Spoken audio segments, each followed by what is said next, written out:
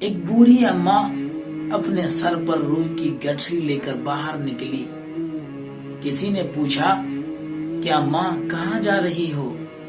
تو اس بوڑھی اماں نے جواب دیا کہ بیٹا میں یوسف کو خریدنے کے لیے جا رہی ہوں۔ اس شخص نے کہا کہ تمہیں کچھ پتا بھی ہے کہ یوسف کے خریدار کون کون ہیں؟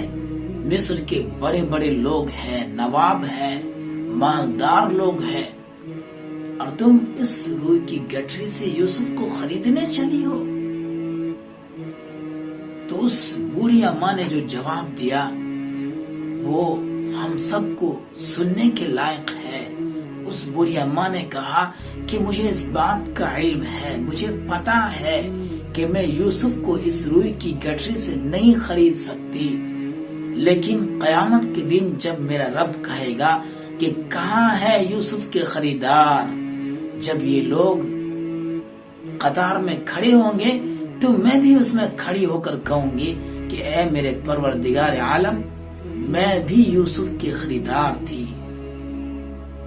میرے بھائی، ہمارے پاس بھی ایسا موقع ہے کہ ہم نبی کی ایک چھوٹی سنت بھی اپنے ہاتھ سے نہ جانے دیں۔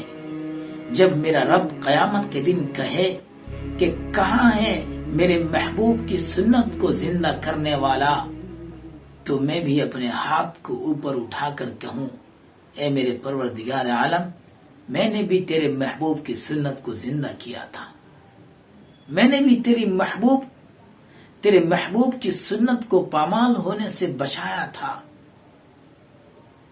اللہ تعالی ہمیں عمل کی توفیق مرحمت فرمائے۔